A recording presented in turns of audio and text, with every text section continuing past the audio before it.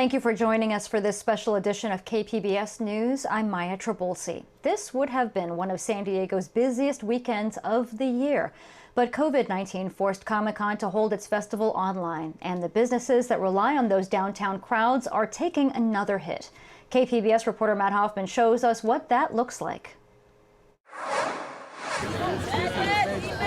They really take over Gaslamp Quarter, and Gaslamp becomes the focus of Comic-Con, and everyone who wants to be seen is up and down Fifth Avenue.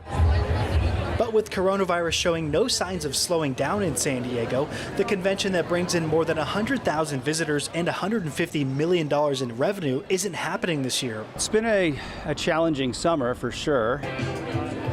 Not only is the in-person Comic-Con event not happening this year at the convention center, but all the outside activations that many love and are free around the Gaslamp are also canceled. Media companies come down and rent out spaces in the Gaslamp Quarter, take over restaurants, take over parking lots, build activations. The loss of Comic-Con and other conventions, combined with restrictions prohibiting indoor dining, has business owners feeling the heat. 5 years in a row, we've set record numbers during Comic-Con. The last 5 years in a row, we've had record months in July. Some business owners are estimating sales this week will be down as much as 90% compared to a normal Comic-Con week. Yeah, I would say that not having Comic-Con isn't going to make or break us. Obviously, it's usually the best month of the year for us, the best week of the year for us.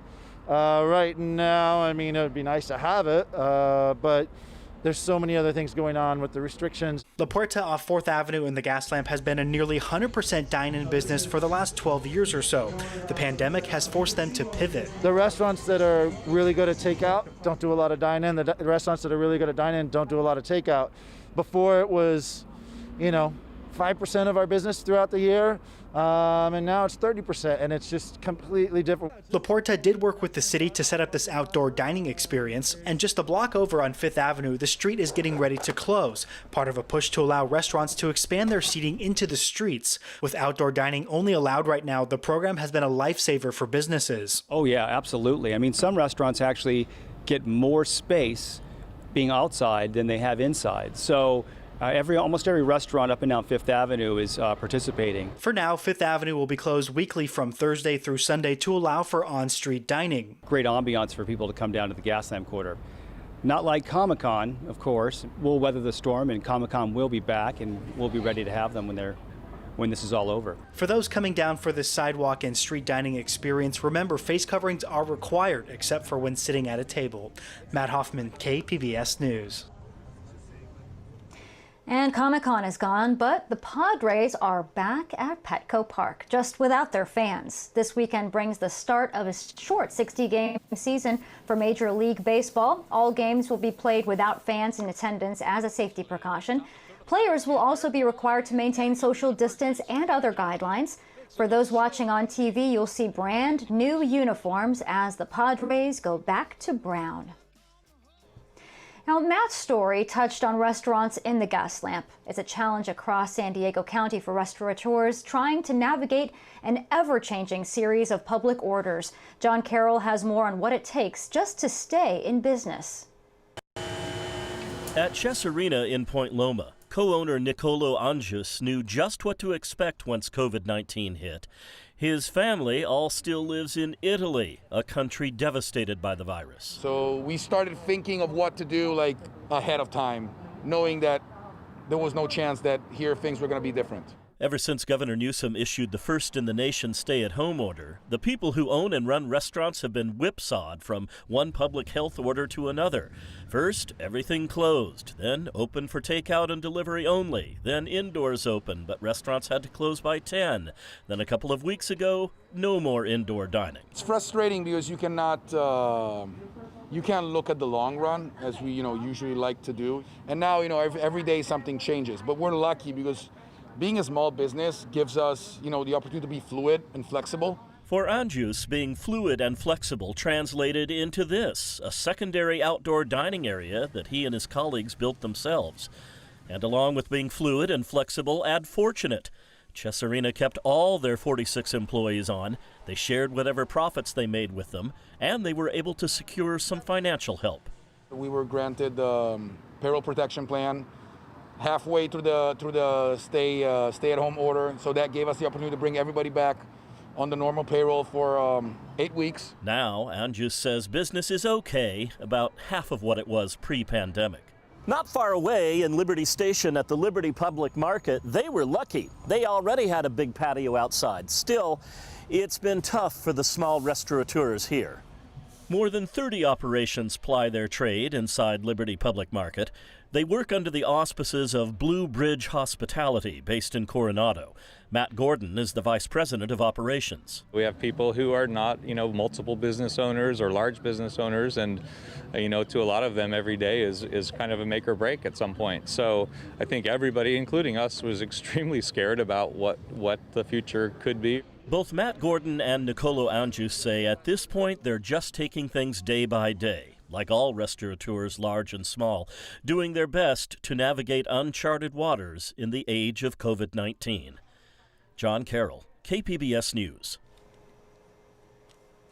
And schools also face an uncertain future with strict new measures for reopening, but those rules came with some fine print. KPBS education reporter Joe Hong spoke with one superintendent about how he plans to reopen schools even if local COVID-19 numbers remain high.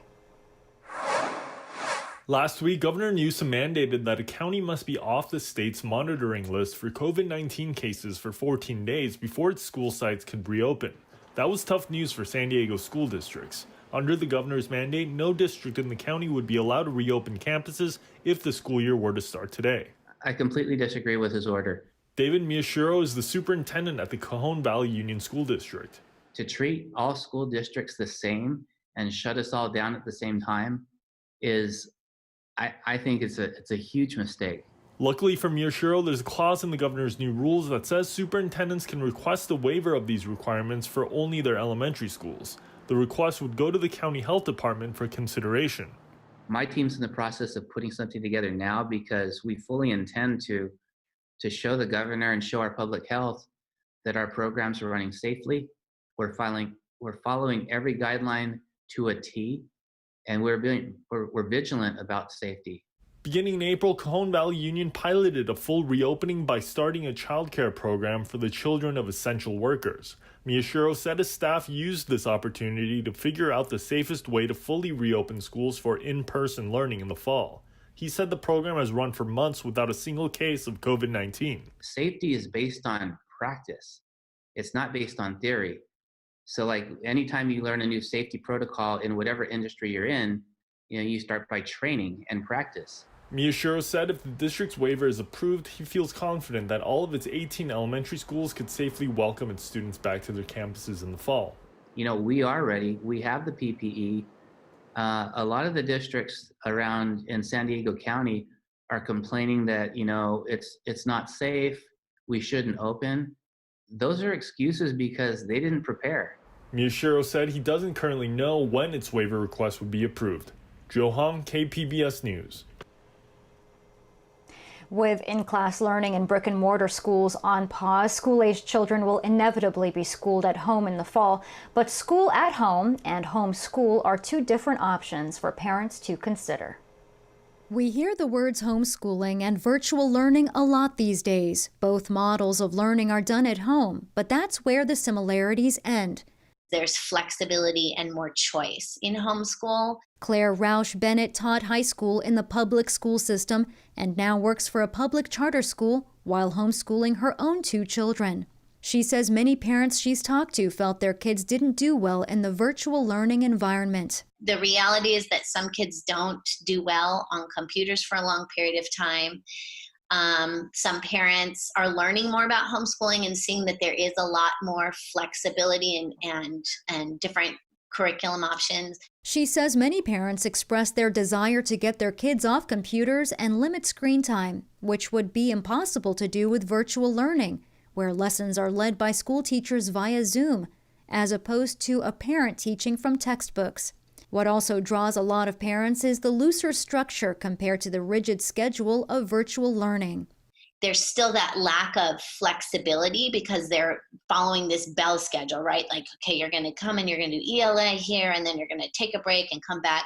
Whereas in homeschool, you do it when it works in your day, or sometimes you do it on the weekends. She says with kids learning at home, this would be a good opportunity for public schools to re-examine traditional learning. Schools need to get better at personalizing learning and just not imagining school as a classroom with four walls. I think that school will change forever. This is going to force the school system to become more creative and more flexible, and I hope it does because it's what we need. Roush Bennett says with the new interest in homeschooling, charter schools are seeing an influx with longer than usual wait lists. She says that is in large part due to a new state funding policy that, while it freezes and protects funds in district schools, doesn't allow those funds to move with students leaving to join charters as homeschoolers. So that's forcing parents now into another decision that they may not have wanted, which is to homeschool privately. Private instruction without the oversight of a charter school may be more daunting for inexperienced homeschool parents. A petition is currently in circulation asking Governor Newsom to restore per-pupil funding for all schools. San Diegans struggling to pay rent can apply for one-time emergency help. The San Diego Housing Commission will grant up to $4,000 per eligible household to pay for past due or upcoming rent. Online applications started this week and will be accepted through August 7th. To be eligible, households must have a San Diego address and an income less than $64,000, $200 for a family of four. That's $64,200 for a family of four. For a full list of requirements, you can go to covidapplication.sdhc.org. Priority will be given to families with minor children.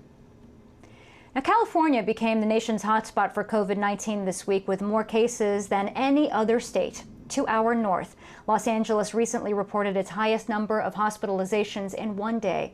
Sarah Seidner reports on what's happening in California, which saw early success against the virus. When you're sleeping, you're on your belly? Okay. Good. The staff at this California hospital is nearing exhaustion. Every breathing minute, I think about COVID-19. In a video diary from inside Eisenhower Health in Rancho Mirage, nurse Catherine Davis says she's used to seeing one death a year in her unit. With 700 COVID patients treated here so far, she's now seen 40 deaths. We would ensure that a patient did not die alone.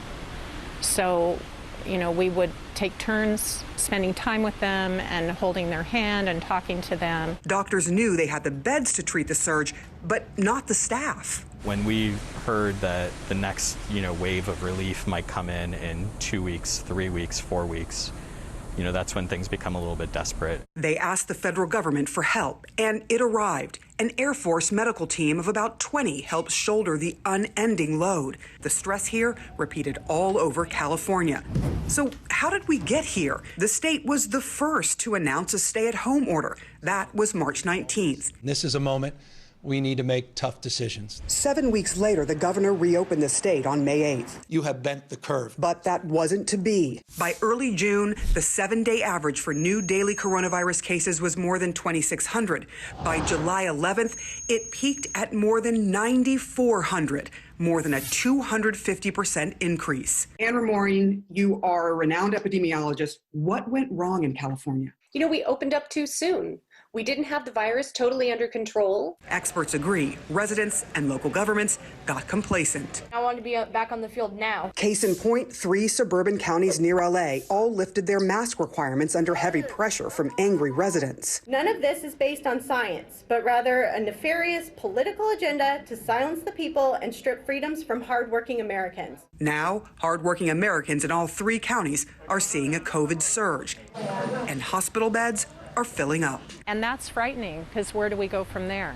Are patients telling you how they might have gotten it? Yes. Well, some of them are partiers. Some of them have gone out and gone to parties, no masks. But Los Angeles County did and still does have strict mask requirements. Tickets are even being issued if you don't comply, and yet it's still the epicenter of the California surge. How much worse does it have to get in Los Angeles before you feel compelled to issue another stay-at-home order? Well, I think we're on the brink of that. People are not following the rules, or not wearing masks, or not social distancing. Among them, California's 40 and under, who make up more than half of the state's new cases.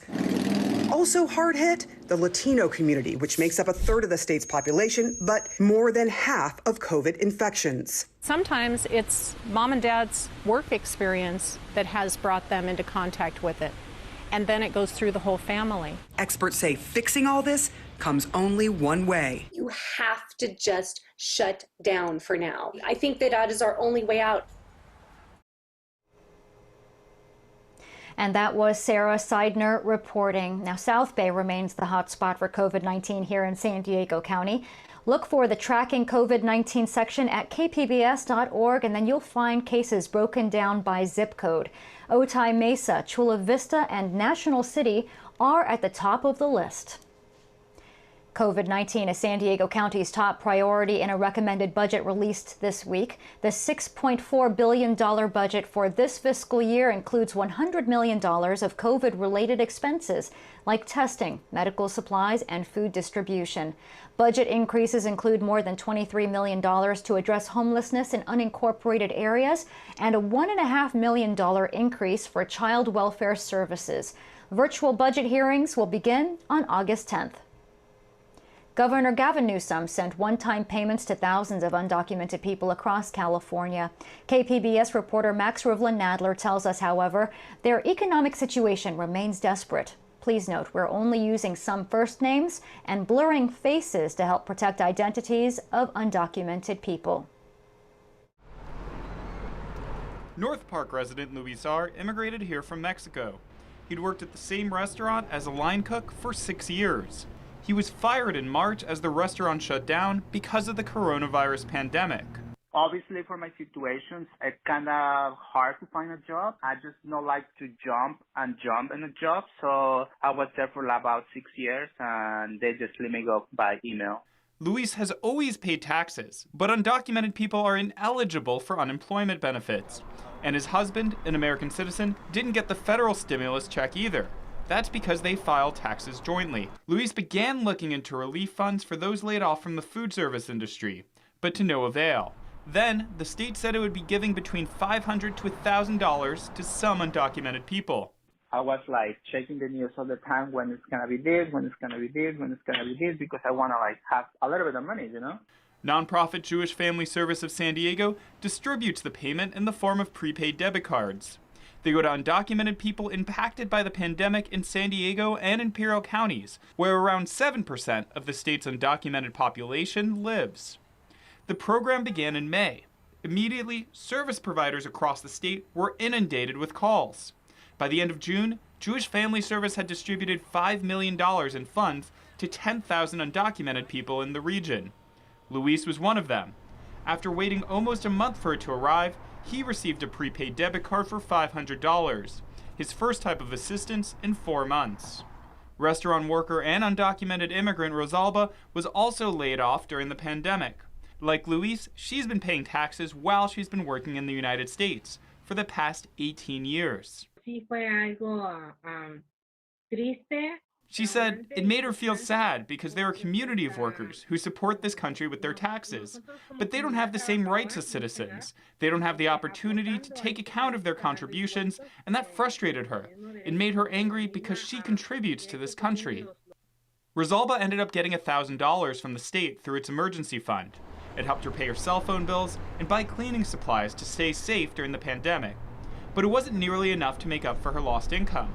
She was making $500 a week before the pandemic. And now her family is back in the same situation they were before. While the state's fund helped over 100,000 undocumented people, the problem facing the state's 2 million undocumented people remain. The demand well exceeded the capacity of either the state or GSER. The demand was huge. You know, the state's fund, our fund, only have the sort of potential to hit a couple 100,000 people. So we knew the gap was going to be pretty large. And the goal was to essentially try to stop the bleeding for some number of families. The organization Grant Makers Concerned with Immigrants and Refugees supplemented the state government's response with private donations to reach as many undocumented people as possible during the early days of the pandemic. Together, they're in the process of sending out $125 million in aid. Direct relief was an important and necessary first step, but it was just that, it was a first step. There's a lot of systemic issues underlying the disparate impact of COVID on communities and who was impacted as industry disruptions happened. That really speaks to the need for sort of broader systemic change.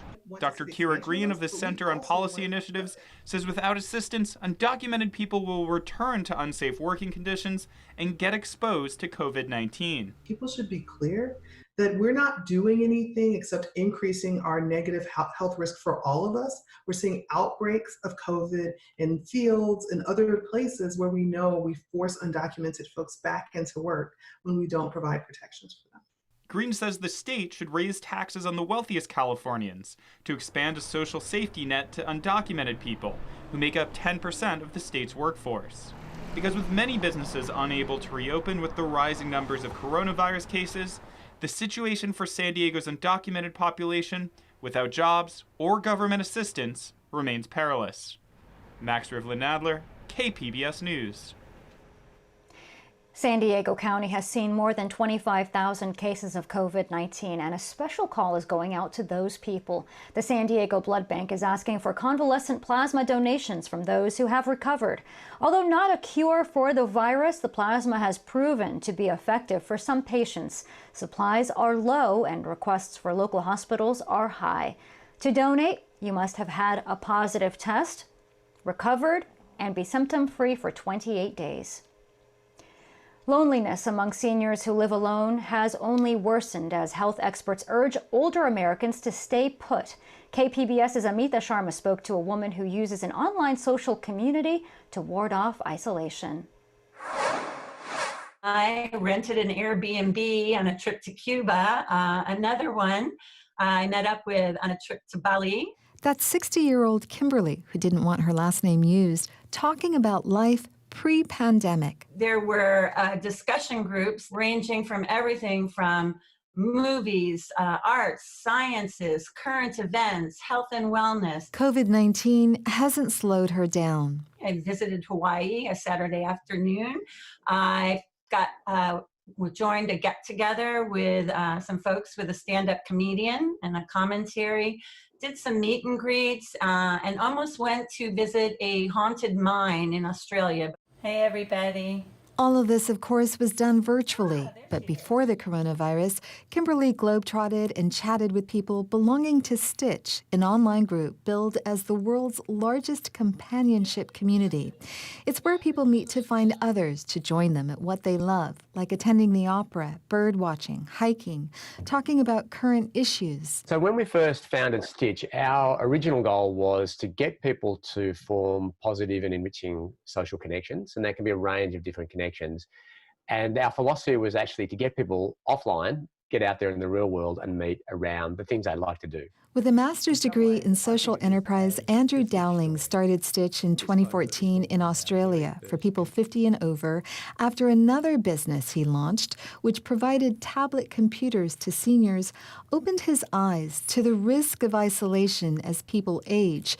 He realized how human ties formed through school, work, and parenting fade as children leave the nest and retirement looms. We have these pressures that are constantly making our social circles shrink as we get older too.